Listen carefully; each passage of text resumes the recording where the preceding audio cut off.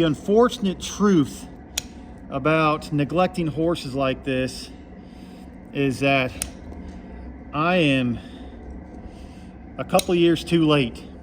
You know, I might be able to help this horse with comfort a little bit, but the damage is already done. And the damage is internal. You know, it's the bones have changed, they're twisted. And for me to untwist bones, get rid of arthritis, I mean, that'd be nothing short of me performing a miracle. But you know, I just want to tell this to everybody out there that's just kind of watching their ponies get neglected. You are killing your horse. See how moldy she is? Like, wow.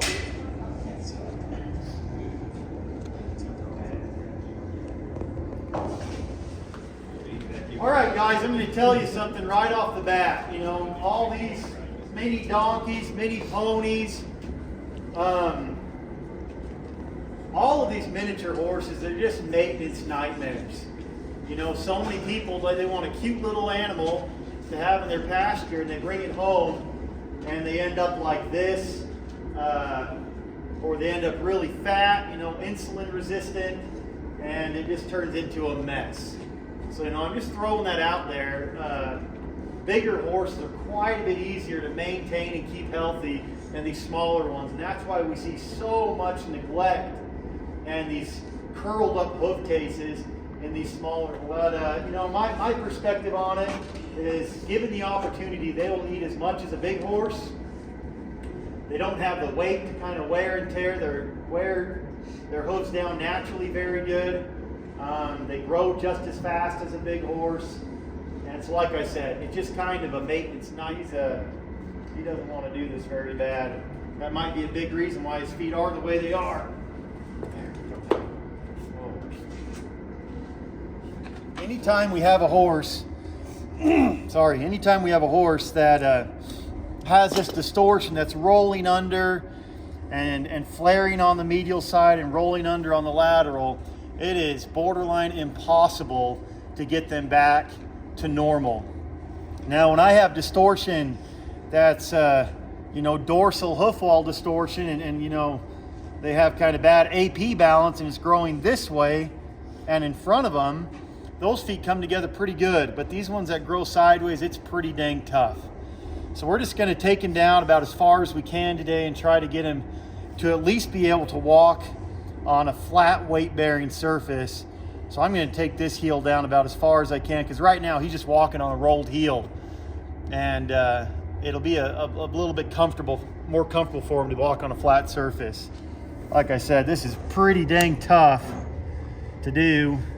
They're too small to really get under, so you just kind of got to run your nippers with one hand.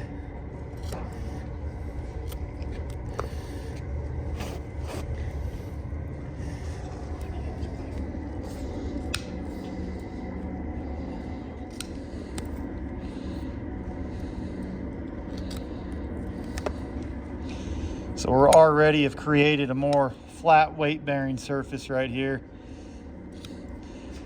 I'm going to throw out there right now too that it is pretty common to find blood on these, and I know there's going to be people in there say that you don't have to find blood. Well, when the heel's rolled under like this, need a knife.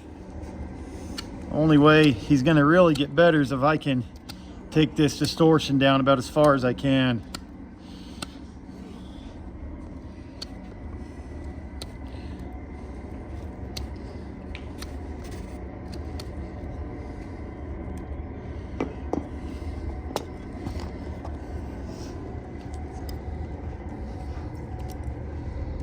Like I said, it's pretty tough to run one-handed. Go ahead and start over here on this other side.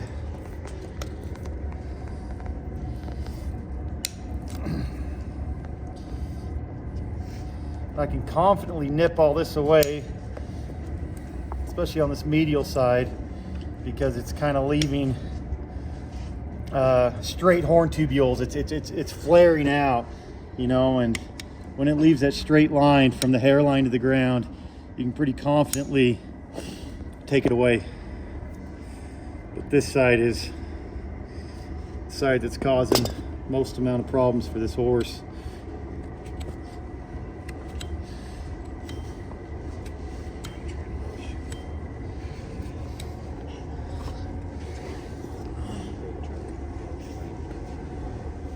So I know when I'm making these videos, a lot of people like to feel like I'm kind of saving these horses, but the unfortunate truth about neglecting horses like this is that I am a couple years too late.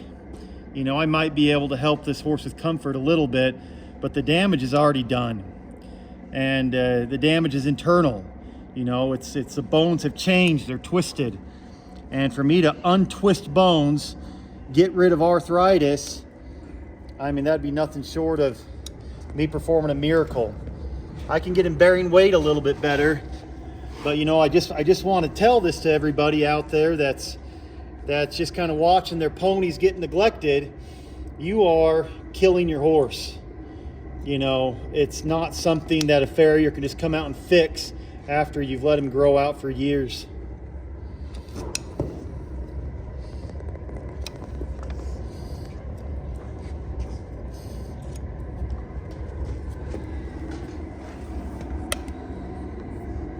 Oh, burro.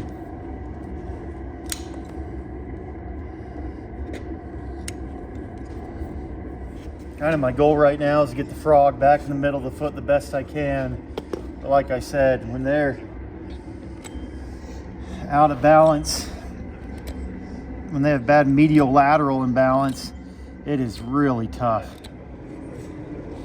You guys remember the old story about carving an elephant out of wood, right?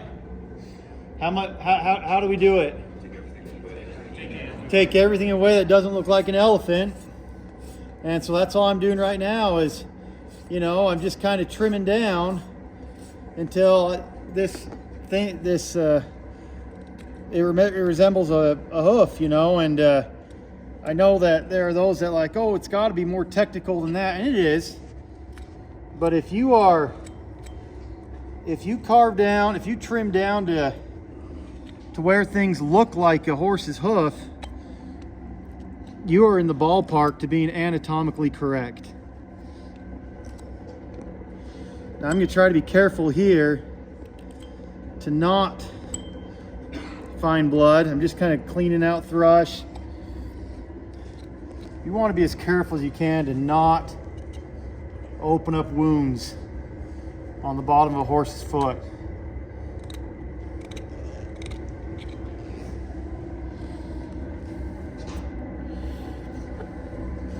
Huh? He's a little strong. I know, he always pulls. He just like Can't get him in the head down at all. He just walks. Yeah, that's what I said. Whoever holds on to him, you kind of got to hold on.